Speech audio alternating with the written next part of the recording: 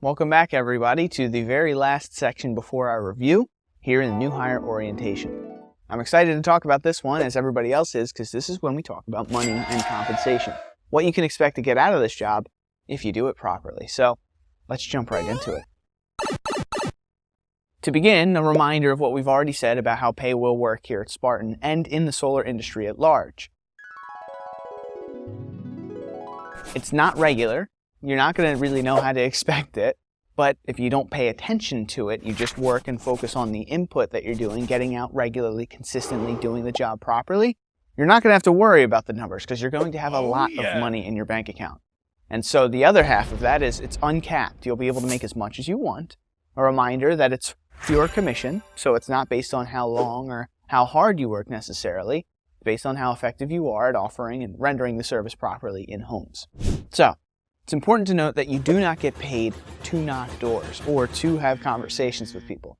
The pay, the commission, comes after the service has been rendered properly. So the people excitedly agree, let's take advantage of this program, let's get solar on our home, and then the installation happens, the panels get put up on the roof.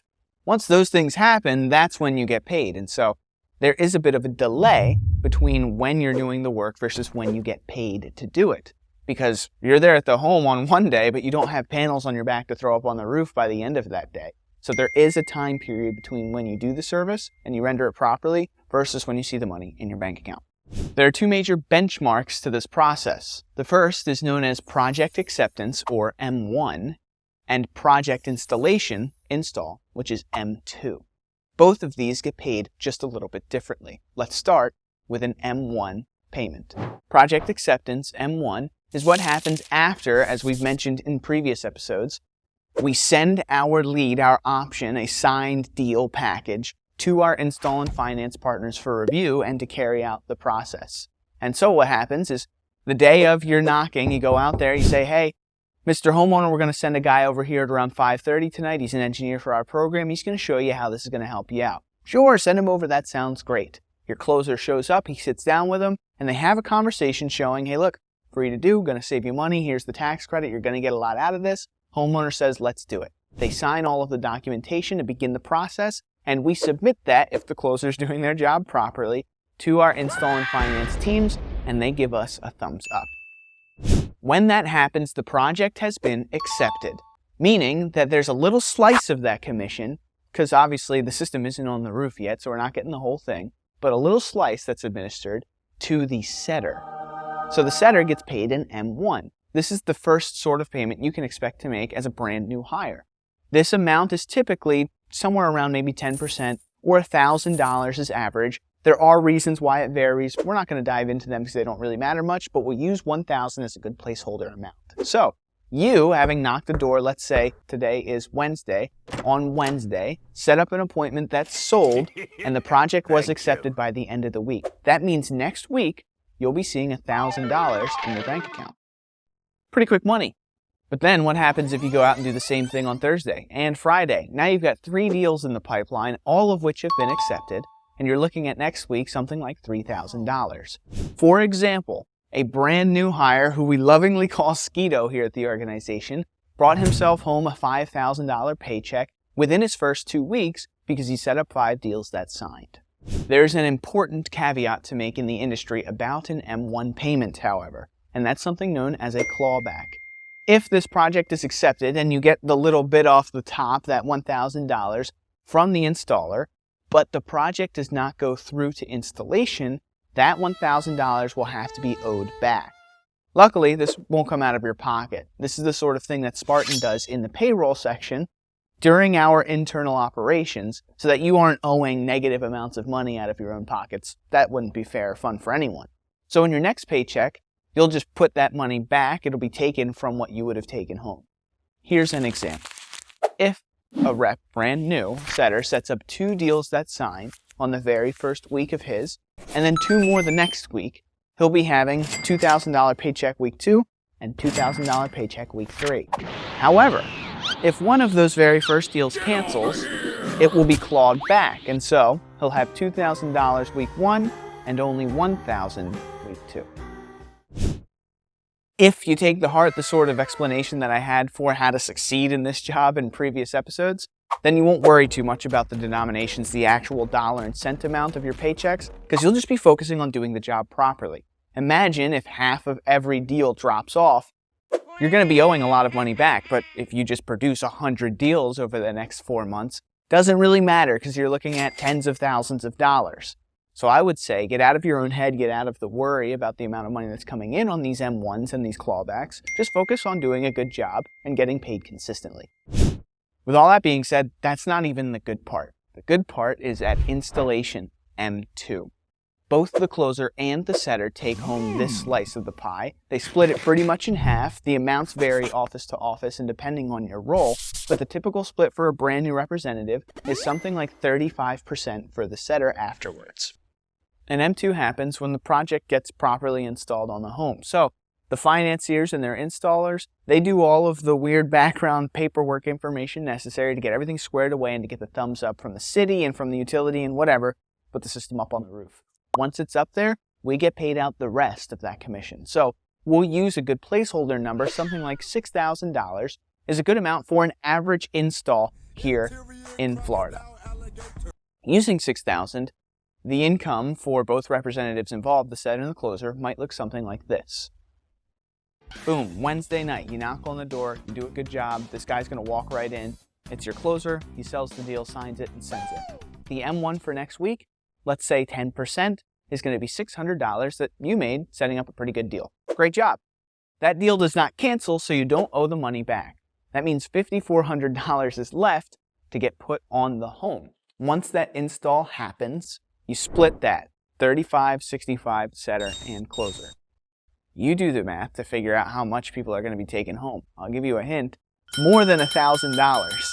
As a setter, you're probably sitting right around $2,000 on your very first deal just because you knocked on some doors for a moment. Do that 3-4 times a week, and you can start to imagine the sort of money people are going to run into. Given that, here at Spartan on a weekly basis, when those installs overlap and your M1 and M2 start to combine into very large checks, we celebrate on a weekly basis on our company calls something called baby and big checks.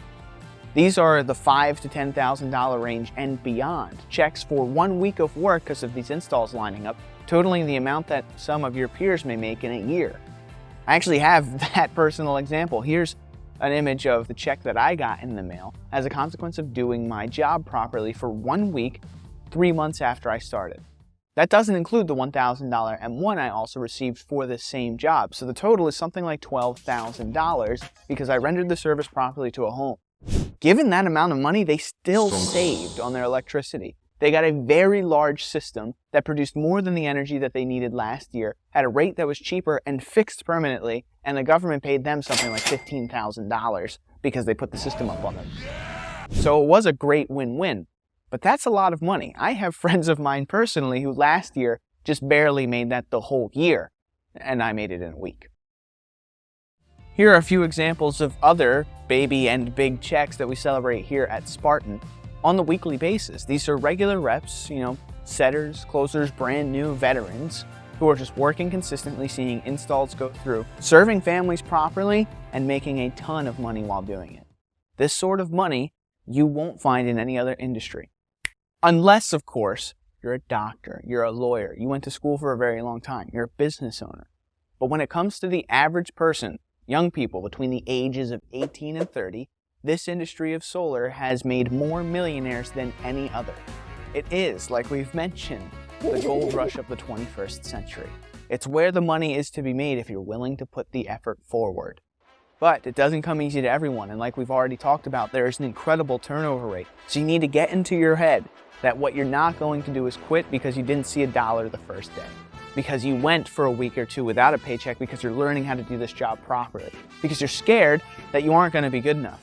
No, you need to dive fully into the opportunity of making more money than you could ever make in your lifetime. Take it seriously, don't beat yourself up for failure, and keep striving towards success. And then thousands of dollars on a weekly basis will be something you can do in your sleep. So, a brief recap. There are 2 pay periods in this solar industry. The first is project acceptance, which happens after the deal has been signed and our partners say it's a good fit. 10% or something like $1,000 is what you can expect to see as the setter in what's known as the M1, the project acceptance.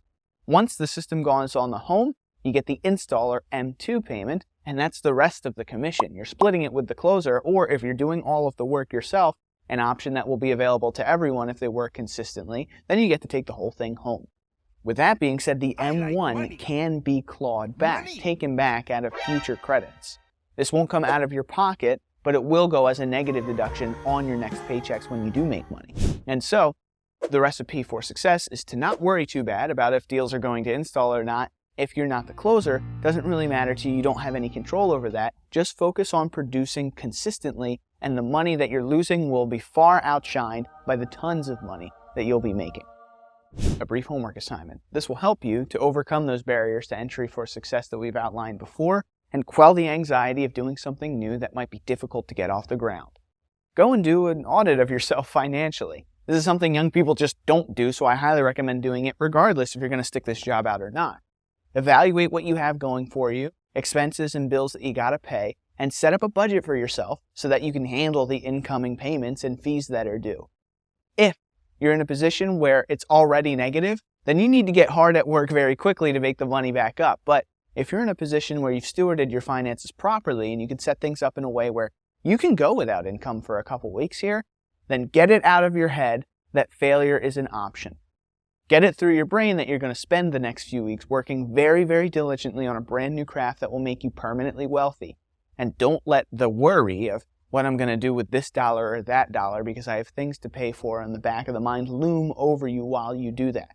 It will only serve in making it more difficult for you to find success. So take financial inventory and set yourself up mentally to attack this job with everything you have so that you can find permanent success in doing it properly. I'll see you in the final episode, our review, in a moment.